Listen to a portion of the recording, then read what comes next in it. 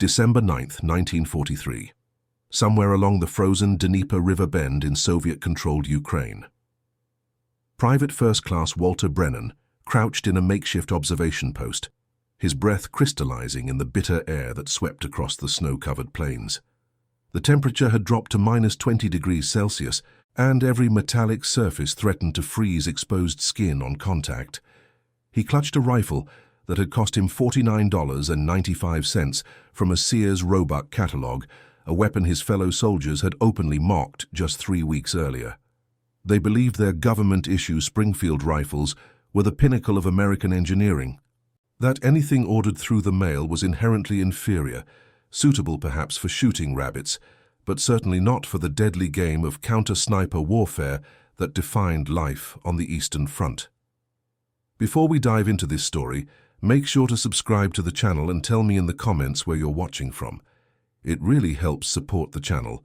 What none of them understood, what Walter himself had barely begun to comprehend during those freezing December days, was that this mail-order rifle would transform him from a laughingstock into the most effective counter-sniper in his entire battalion. A soldier whose precision would save dozens of American lives and fundamentally change how the military procurement officers viewed civilian sporting equipment. The Western Allied forces had arrived in this sector as part of a complex Lend-Lease support operation, providing technical assistance and observation to Soviet forces pushing westward. Walter's unit, the 3rd Battalion of the 28th Infantry Regiment, had been assigned to a particularly vulnerable salient where German forces maintained entrenched positions across the river. The tactical situation was brutal in its simplicity. Soviet troops occupied the eastern bank, while German forces held the west, and between them stretched 800 meters of frozen river and snow-covered no-man's land. Any movement during daylight hours invited immediate attention from enemy marksmen, who had turned this stretch of front into a killing ground. Walter had grown up in rural Montana, the son of a hunting guide who had taught him to shoot before he could properly read. His childhood had been measured in seasons, in the migration patterns of elk and the rutting periods of deer. By age 12, he could estimate range by eye to within 20 meters and adjust for wind drift instinctively. His father had ordered that Sears rifle in 1938, a Winchester Model 70 chambered in .30-06 Springfield, with a 4-power Weaver scope that was considered premium equipment for civilian hunters. The rifle had cost more than a month of his father's wages, a significant investment for a family that measured wealth in stored venison and tanned hides. When Walter received his draft notice in 1942, his father had pressed the Winchester into his hands with a single instruction: take care of her, and she'll take care of you. Military regulations were ambiguous about personal weapons. Officers often carried privately purchased sidearms, but enlisted men bringing their own rifles was unusual enough to attract attention. Walter had shipped the Winchester to himself at his training camp, keeping it carefully hidden during basic training at Fort Benning. The rifle represented more than just a tool. It was a connection to home, to the Montana mountains where he understood the language of wind and distance, where he had learned that patience was more valuable than courage and precision, more important than speed. His unit had deployed to the European theater in October 1943. Initially assigned to Britain for additional training before being detached for the Soviet liaison mission. The crossing had been tense, with German submarines patrolling the Atlantic in wolf packs that had sent millions of tons of Allied shipping to the ocean floor. Walter had kept the Winchester wrapped in oilcloth, stored in a waterproof case that never left his sight. When they finally reached Soviet territory in November, the contrast with American military operations was immediate and stark. Soviet logistics operated on a scale that American officers found almost incomprehensible. Trains arrived daily carrying thousands of tons of supplies, everything from ammunition to winter clothing to replacement soldiers. The Red Army had transformed warfare into an industrial process, accepting casualties that would have been unthinkable to Western military doctrine. American observers documented Soviet artillery bombardments that expended more shells in a single hour than entire American divisions would use in a week. The Eastern Front was a furnace that consumed men and material at a rate that made Western European operations seem almost genteel by comparison. Lieutenant James Morrison commanded Walter's platoon, a career officer from Virginia who had graduated from West Point with honors. Morrison ran his unit with strict adherence to regulations, believing that discipline and standardization were the foundations of military effectiveness. When he discovered that Walter possessed a privately owned rifle, his reaction was immediate and predictable. "Private Brennan," he said during a platoon formation, "I don't know what kind of country operation you think you're running here, but this is the United States Army. We use standardized equipment that has been tested and approved by ordnance experts who understand warfare. Your mail-order trash stays in your footlocker, and you'll carry the weapon you were issued like every other soldier in this man's army." The other soldiers had laughed, particularly Sergeant Thomas Chen, a Sacramento native who served as the platoon's unofficial comedian. "Mail-order trash," Chen repeated, shaking his head with exaggerated disbelief. "Did you order yourself a uniform from the catalog too, Brennan? Maybe some combat boots from the wish book?" The nickname stuck immediately. Within 24 hours, every soldier in the company knew Walter as catalog, or sometimes mail order, and his Winchester became a running joke that seemed to unite the entire unit in shared mockery. Walter said nothing, accepting the ridicule with the same patient silence he had learned while waiting for elk in high mountain meadows. He understood something his tormentors did not, something his father had taught him during countless hunting expeditions into the Bitterroot Range. The quality of your equipment mattered less than your understanding of how to use it, and sometimes the tools that drew the most contempt were precisely the ones that would prove most valuable when circumstances changed. The German forces facing them across the Dnieper had established a defensive position that military analysts would later describe as nearly perfect for defensive operations. They occupied elevated ground on the western bank, with clear fields of fire across the frozen river. Soviet attempts to cross had been repulsed repeatedly, with attacking forces taking devastating casualties before even reaching the far bank. German machine gun emplacements were dug into the frozen earth with overlapping fields of fire, and their artillery observers had pre-registered coordinates for every likely approach route. But the most dangerous German assets were not the machine guns or the artillery. They were the snipers, specialists who had been fighting on the Eastern Front since the invasion of Soviet territory in June 1941. These were men who had survived 2.5 years of the most intense warfare in human history, who had learned their trade in the hell of Stalingrad and the frozen forests around Leningrad. They used specialized rifles equipped with 4-power scopes, and they had turned the 800-meter gap between opposing forces into a death zone where any exposed soldier was a target. Soviet casualties from sniper fire were mounting daily. Medical personnel reported that nearly 40% of wounds in their sector came from precise aimed shots rather than artillery or machine guns. The psychological impact was even more significant than the casualty numbers. Soldiers became reluctant to move during daylight hours, knowing that German marksmen were constantly scanning for targets. Simple tasks like retrieving water, moving supplies, or conducting repairs became deadly gambles. Morale was suffering, and Soviet commanders were demanding that their American liaison officers contribute solutions to the sniper problem. Lieutenant Morrison called a platoon meeting on December 5th to address the situation. "We've been tasked with counter-sniper operations," he explained, spreading a map across a wooden table in their dugout headquarters. "The Soviets have identified at least 6 enemy sniper positions in this sector, and they're requesting our assistance in neutralizing them. I need volunteers who have hunting or marksmanship experience." Several soldiers raised their hands, including Sergeant Chen and Corporal David Martinez, a former competitive shooter from New Mexico. Morrison examined each volunteer carefully before making his selections.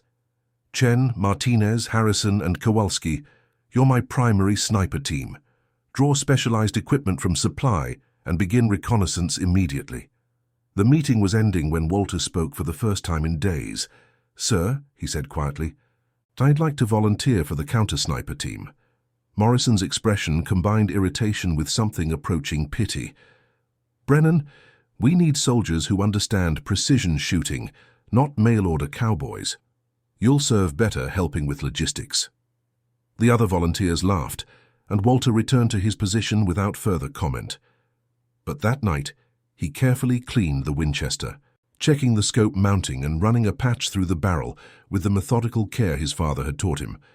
If they won't let me volunteer, he thought, I'll just have to prove the rifle's worth another way. The next morning, December 6th, the newly formed counter-sniper team deployed to their observation positions with fanfare and confidence. They carried specially selected Springfield rifles with telescopic sights, equipment that had been shipped from American ordnance depots specifically for precision shooting.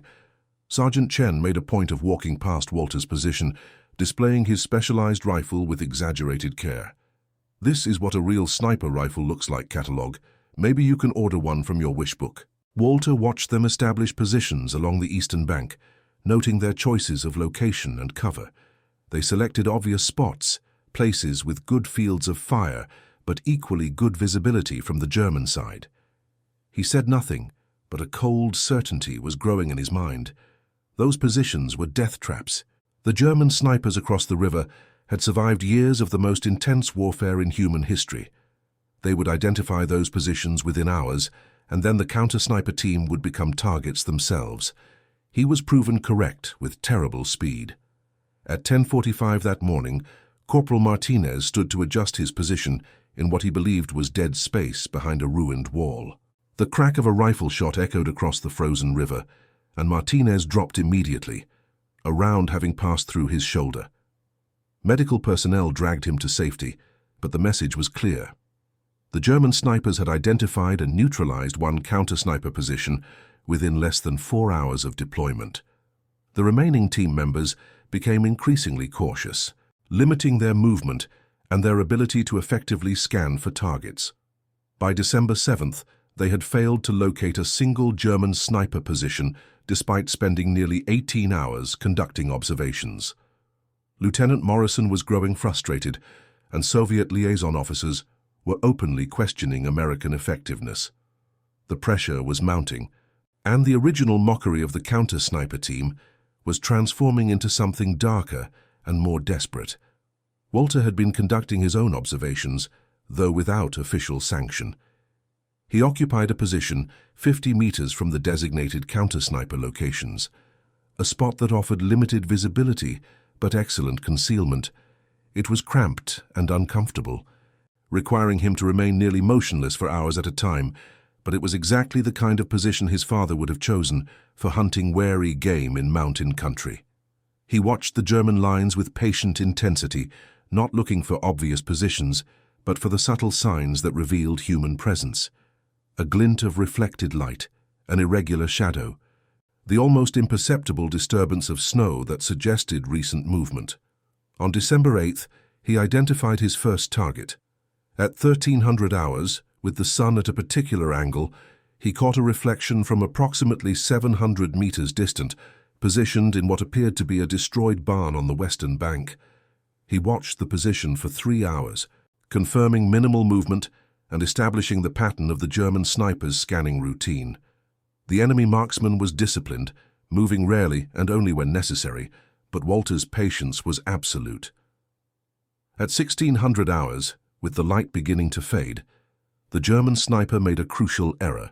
He shifted position to maintain visibility as shadows lengthened, and for perhaps 3 seconds, a portion of his upper body was exposed against the darkening sky. Walter had been waiting for exactly this moment. He had already calculated the range at 710 meters, had noted the gentle crosswind flowing from north to south at approximately 8 kilometers per hour, and had adjusted his point of aim to compensate for the bullet's trajectory over that distance. The Winchester kicked against his shoulder with familiar authority, and across 700 meters of frozen air, the German sniper's threat ended permanently. Walter did not celebrate or announce his success. He simply recorded the position in a small notebook, then carefully concealed his location, and withdrew to his dugout before darkness fell completely. The next morning, Soviet observers reported that sniper fire from the barn position had ceased entirely. They sent scouts to investigate and confirmed that the position had indeed been occupied by a German marksman who would threaten no one again. Lieutenant Morrison was puzzled by the development, unable to explain how a sniper position that his team had failed to locate had been neutralized. The Soviet liaison officers were equally confused, but pleased with the result. Walter said nothing. He simply returned to his observation position and continued his patient scanning of the German lines. By December 9th, he had identified 2 more enemy positions. One was located in a concrete bunker, approximately 650 meters distant, with a firing port that offered limited visibility but excellent protection. The second was in a destroyed church steeple at an extreme range of approximately 820 meters, beyond the effective range of most military rifles. The bunker position presented a significant challenge.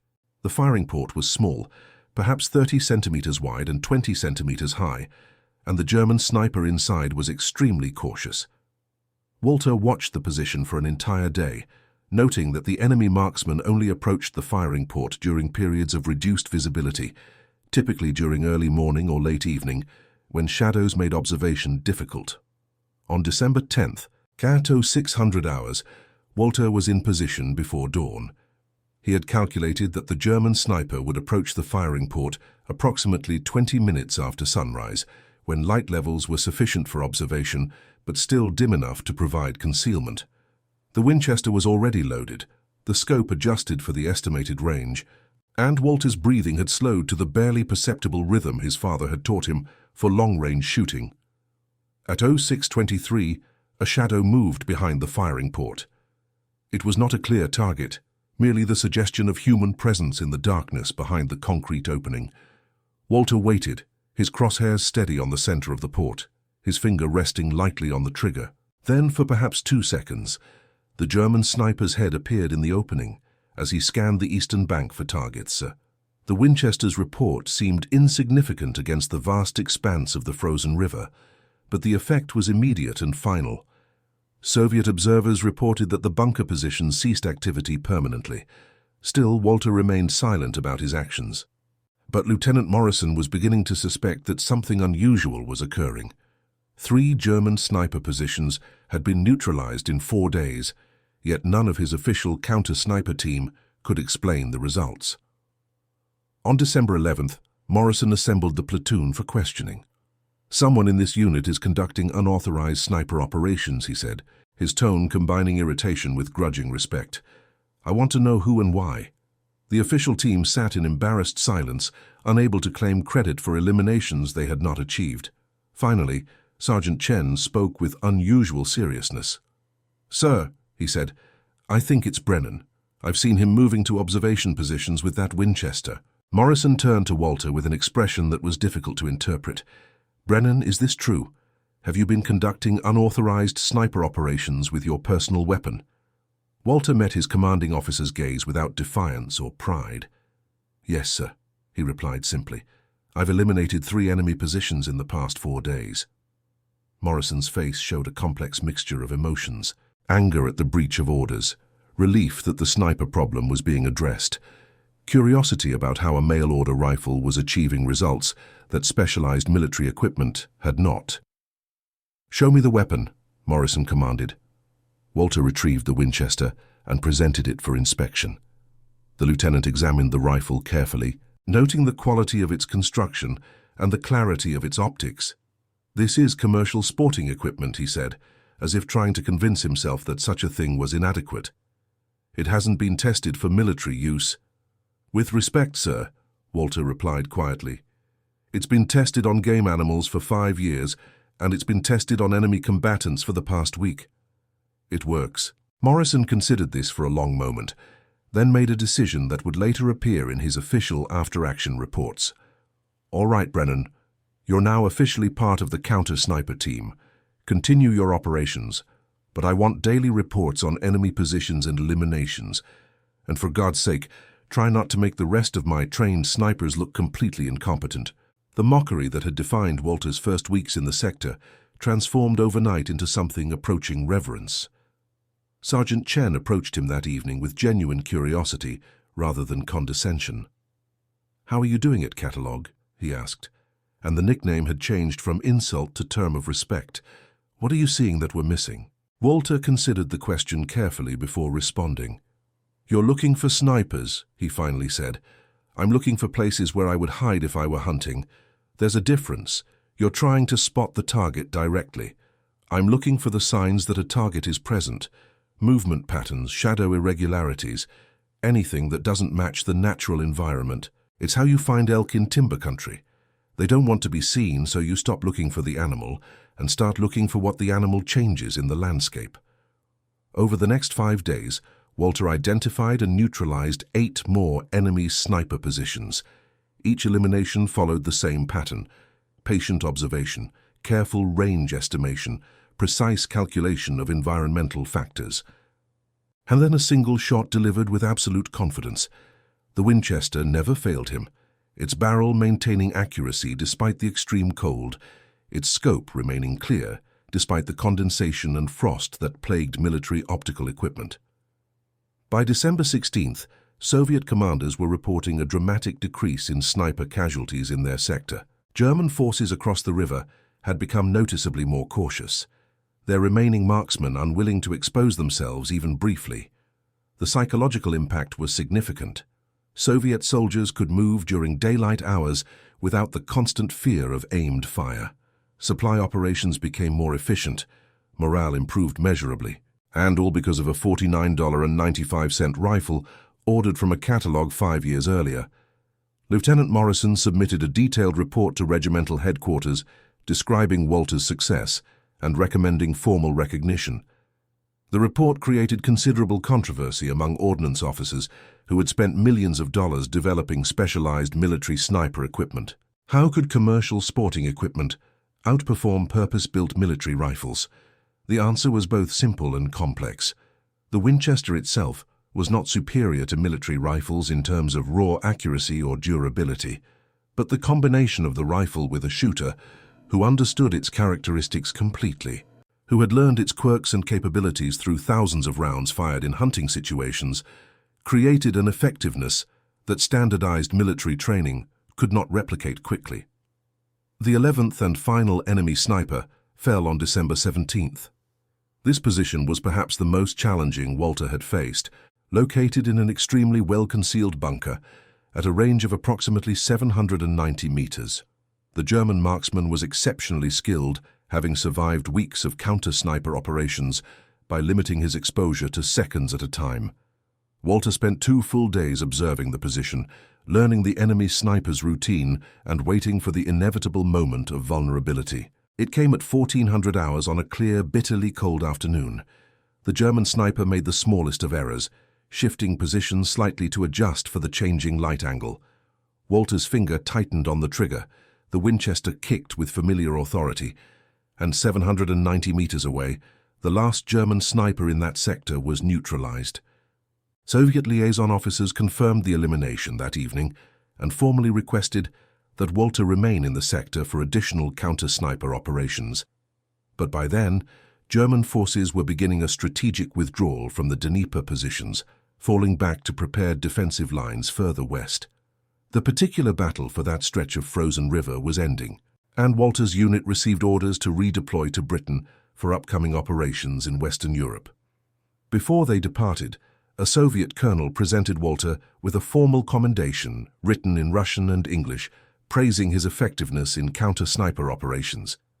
The document noted that his actions had saved an estimated 40 to 60 Soviet lives and had significantly improved operational effectiveness in the sector.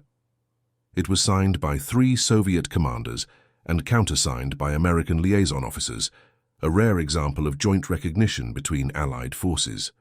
Lieutenant Morrison arranged for Walter to keep the Winchester, securing special authorization from regimental headquarters. The rifle had proven its worth in combat, and Morrison's after-action reports had created considerable interest among ordnance evaluation officers. They wanted to study both the weapon and the man who had used it so effectively, to understand what lessons could be applied to military sniper training and equipment procurement. Sergeant Chen organized an informal ceremony before the unit departed from Soviet territory. The entire platoon gathered in their dugout headquarters, and Chen presented Walter with a hand-carved wooden case for the Winchester, constructed from wood salvaged from a destroyed barn. Inside the lid, Chen had burned an inscription, to catalog from the men whose lives he saved. Mail order trash that changed everything. December 1943. Walter accepted the case with characteristic quiet dignity, but those who knew him well could see the emotion in his eyes.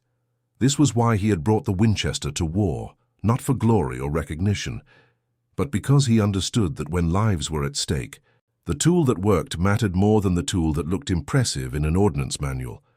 His father had taught him that lesson in the Montana mountains, and he had proven it on the frozen banks of the Dnieper River. The unit departed Soviet territory on December 22nd, traveling by rail through Poland to ports on the English Channel. Walter kept the Winchester with him throughout the journey, the rifle now officially registered in his military record as approved personal equipment. Other soldiers asked to examine it, treated it with the reverence that successful weapons earned in combat. The mockery was gone completely, replaced by genuine respect for both the rifle and the man who had wielded it so effectively. Walter participated in the Normandy invasion in June 1944, though not as a sniper.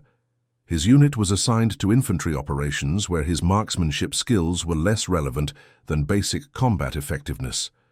The Winchester remained with him throughout the campaign, but he fired it only occasionally, usually in situations where extreme range or precision was required. The weapon had proven itself in one specific context, and Walter understood that its value lay in specialized applications rather than general combat. He survived the European campaign without serious injury, participating in operations through France, Belgium, and eventually into German territory itself. When the conflict in Europe ended in May 1945, Walter was among the soldiers scheduled for redeployment to the Pacific Theater. But the rapid conclusion of that conflict in August meant he never faced combat in Asia. He returned to Montana in October 1945, carrying the Winchester in its hand-carved case and bringing stories that he would share only reluctantly and incompletely for the rest of his life. The rifle itself became something of a legend in military circles.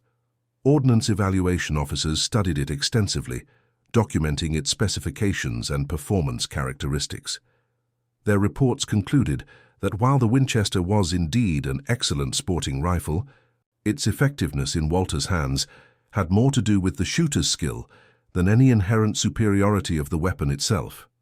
But they also noted that commercial sporting equipment, when used by properly trained personnel, could equal or exceed military standardized equipment in certain specialized roles. These evaluations influenced post-conflict military procurement policies, leading to greater consideration of commercial equipment for specialized applications. The rigid insistence on standardization that had characterized pre-conflict thinking gave way to more flexible approaches that recognized individual weapon systems could be optimized for specific missions. Walter's success with the mail-order Winchester had demonstrated that innovation sometimes came from unexpected sources, and that the wisdom of experienced hunters and sportsmen could inform military doctrine in valuable ways. Walter himself returned to Montana and resumed his father's profession as a hunting guide. He used the Winchester for its intended purpose, taking clients into the Bitterroot Range in pursuit of elk and deer. He rarely spoke of his counter-sniper operations, and when pressed by curious clients or fellow veterans, his responses were characteristically brief. "I did what needed doing with the tools I had available," he would say, and that was the end of the discussion. But among those who had served with him, particularly the members of his platoon who had witnessed his transformation from mail-order cowboy to respected combat veteran, the story of the Winchester and its 11 eliminations became something approaching legend. Sergeant Chen particularly enjoyed recounting the tale to new recruits, always emphasizing the irony of specialized military equipment being outperformed by a catalog rifle and the larger lesson about the danger of judging capability by appearances. Lieutenant Morrison included the Winchester story in his memoirs, published in 1968. His account emphasized the lesson he had learned about the importance of adaptability and the value of recognizing talent regardless of its source. "We had become so focused on our systems and our procedures," Morrison wrote, "that we had forgotten the fundamental truth that wars are won by people, not equipment." Private Brennan reminded us that sometimes the mail-order solution, the unconventional approach, the tool that doesn't fit neatly into our organizational charts, can be exactly what's needed to solve an impossible problem. The historical significance of Walter's counter-sniper operations extended beyond the immediate tactical success. His achievement represented a broader shift in military thinking about standardization versus optimization. The conflict had demonstrated repeatedly that innovation often came from unexpected sources, that soldiers who thought creatively and adapted existing tools to new challenges often achieved results that rigid adherence to doctrine could not. The mail-order rifle that officers had dismissed as trash became a symbol of this broader truth, a reminder that effectiveness mattered more than pedigree. Walter passed away in 1992 at the age of 71, having lived a quiet life that bore little resemblance to his brief period of combat fame.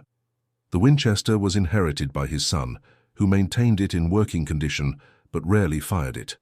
The rifle now resides in a private collection in Montana, still functional, still accurate, still bearing the scratches and wear marks from that winter along the Dnieper River, when it proved that a $49.95 catalog purchase could be worth its weight in gold.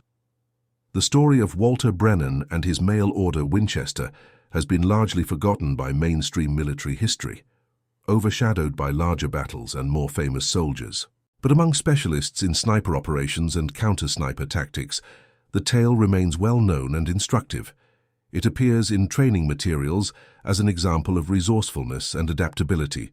It is cited in procurement discussions as evidence that commercial equipment deserves consideration for specialized military applications. And it serves as a reminder that sometimes the tools others dismiss as trash can become, in skilled hands, instruments of remarkable effectiveness. The men whose lives Walter saved with those 11 precise shots went on to participate in other operations, to return home to families, to build post-conflict lives that might not have been possible without his intervention. They likely never knew the specific details of how they were protected, never understood that a rifle, ordered from a catalog and mocked by fellow soldiers, had created the conditions that allowed them to survive one of history's most brutal conflicts. But their survival stood as testament to a fundamental truth that Walter's father had taught him in the Montana mountains, and that he had proven on the frozen steppes of Ukraine. The value of a tool is not determined by its price or its pedigree, but by the skill of the person who wields it and the purpose to which it is applied. And that concludes our story.